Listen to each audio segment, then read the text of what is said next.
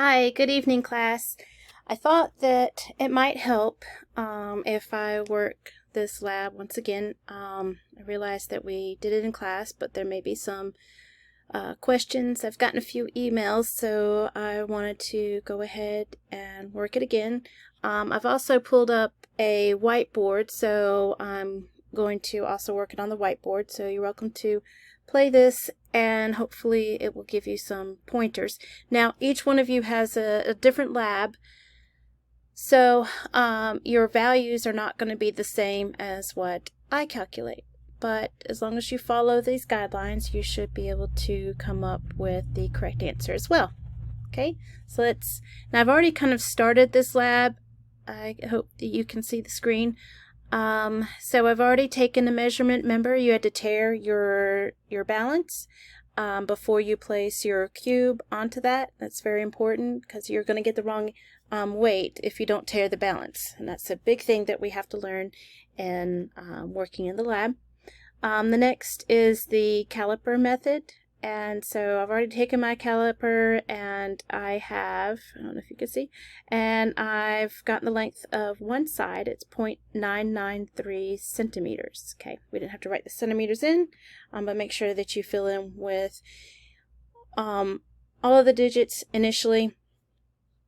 Now the volume, if you guys can remember, let me go to my free whiteboard that I found. Remember, your volume is equal to length times width times height. Okay, and this is a cube, so the length of the side is going to be the same. So the volume should be equal to, we need to go back to our cube length, which is 0.993. So we're just going to 0.993, and you can either say times 0.993 times 0.993 or 0.993 cube. Okay, so that is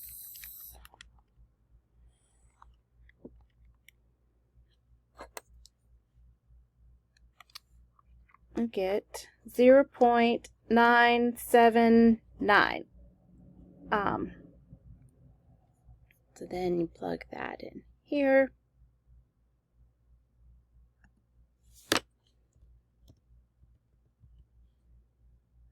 Okay, and as long as you don't get the red mark, then it's correct, or like the red box that goes around it. The next is the density. So you're going to take the mass that we already weighed, which was 0.90, divided by, for me, the volume is 0.979. Okay, and that gives me the density 0.919.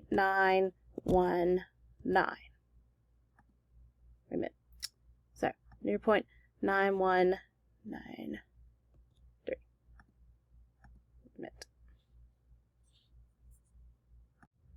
Excuse me, so it's 0.91. And the reason for that is in our mass, we only weighed 0.90 is the smallest significant figure, so we're limited by that non-exact number of 0.90. If we were, I think one of the other questions was the drops. Try to remember that drops or whole, that's an exact amount. So if anytime we have an exact amount, then it's going to be those limited by those exact significant figures. Okay, so now let's go on. Let's close this. Okay, yes, so phase complete. Let's go to the next phase. All right, so in this phase, you're first going to take 3 to 5 milliliters of a liquid, and we're going to add it, of these 3 liquids, to this graduated cylinder. Okay, so let me first pick up the pipette. So 1, 2, 3. Okay, and dispose of the pipette. Our goal is to see what happens when we place the cube in these different liquids. Okay, we want to know whether or not the cube falls, and if it falls, then it's dispersing the liquid up, or it is dispersing that exact volume of liquid, trying to get it out of that space. Because it is more dense than that liquid. Okay, so we need to write down, we did butanol first and it sank. Okay, lose this, pick up our graduated cylinder, pour it out, dispose of it. Okay, next one is ethylene glycol. That's a pretty heavy, pretty dense liquid. So let's see if it is more dense than the cube. Right, so let's pick up the cube, drop it in, yes. All right, so the cube is less dense than ethylene glycol, or ethylene glycol is more dense than the cube. And let's zoom in. You can see that the cube is floating on the top of the ethylene glycol. Okay, so let's mark that. It floats. Okay. Pick up our, pour it out, put it in the waste. Okay, the next one is DI water. That's deionized water, so the electrolytes and stuff are removed from it. And just start with 3 milliliters, dispose of the pipette. Let's pick up our cube, and it floats. Okay. Let's pick up this, dispose of it, and then dispose of our waste. All right, so we know that the only one that the cube sank in was the 1-butanol, and the ethylene glycol and deionized water, it floated in.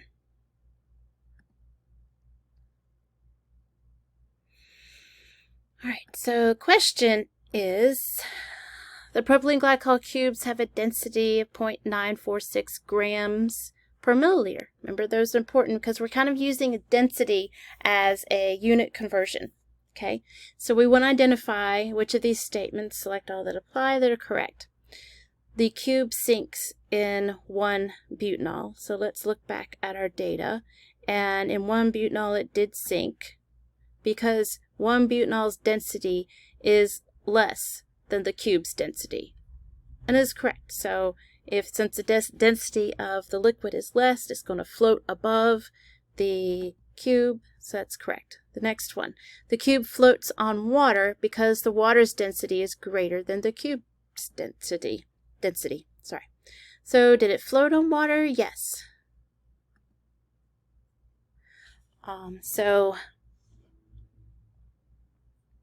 And yes, that's correct because the water's density is greater than the cube, so the cube is lighter than the water. Okay, the cube sinks in 1-butanol because 1-butanol's density is greater than the cube's density, and that is not correct. Okay, because 1-butanol must be less dense. Therefore, since the cube is more dense, it's going to sink. Okay, so that's not correct. The cube floats on ethylene glycol because the cube's density is greater than ethylene glycol's density. And that's not correct. Since something is less dense, it's going to float. So that's incorrect.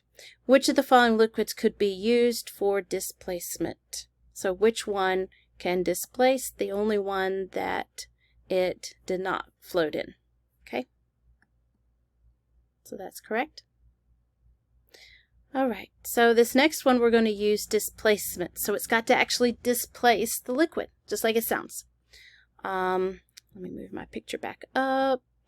So we're going to transfer 3 to 5 milliliters of one. We're only going to use butanol. 1, 2, 3, and dispose of the pipette. Place the cube in the graduated cylinder. Okay. Oh, wait. Okay. We need to fill that in. Sorry. Okay. We'll use 3 milliliters. Let me get back out. We're going to now place the cube into the graduated cylinder, and haha, it sinks. We're going to zoom in, and we're at 4.00 milliliters. So that means that the cube volume must be 1 milliliter. Okay. Then the density we calculate by taking the grams that we already weighed, 0.90 divided by the cube volume. So it's still going to be 0.90. Okay? Does that make sense? Hope so. So we're going to take this now. Okay, well, I'm not clicking it correctly. Well, alright. Maybe I can't clean it. Okay. Next one. Review your observations, behavior of the cube and each liquid. Which liquids can you use to make your suspension mixture? So remember, the key term here is suspension. So it's going to be kind of suspended in the middle of this liquid. It's not going to float on top, and it's not going to float on the bottom. So not on top, not on bottom. So we need to figure out which combination of mixture of liquid will suspend it. Looking back at our lab data, the 1-butanol is the only one that it sank in, and ethylene glycol and water it floats in. If we had a mixture that was composed of ethylene glycol and water, all it would do is just float on the top of the entire thing. So in either case, our mixture has to contain 1-butanol, because it's got to have some portion that it'll sink in. Okay.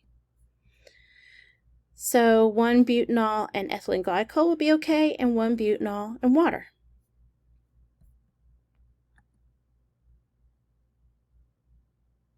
All right. So now this is the suspension method. So again, if the cube is suspended, that means it's in the middle of this liquid. Okay, just like your ice is suspended in your water. Or, well, ice kind of floats. Trying to think of something else that you want. Well, any type of suspension. If any of you have ever gotten a medication for a child from a pharmacy, it's usually a suspension, which means you have to shake it and make sure that the particles are all suspended throughout the solution, or throughout the suspension. Okay. Otherwise, if you don't shake it, some of the medication, which is in particle form, will be on the bottom. So you want to make it a proper suspension that's suspended throughout the liquid. Okay, so we first take 1-butanol, and we're going to add for each of these only 2 milliliters of butanol. So that's our controlled volume. We're going to keep that the same. And we're going to try to see what combination of other liquid added to the 1-butanol will create this suspended solution where our cube can be suspended in the middle of it. Okay, so first we're starting off with 2 milliliters of 1-butanol, and we should be excuse me. Move my screen away. I clicked the wrong one. Sorry. We're going to use water and butanol. So 1 milliliter of water, and then dispose of it. Okay, so let's check it. So we do have about 3 milliliters in there. Now we also need to mix it with the stir rod, because then we need to have a uniform mixture. Not just, there's probably going to be some percentage where it's not fully mixed. Okay, we're going to take our cube and see what happens. Okay, so with 2 milliliters of butanol and 1 milliliter of water, our cube sunk.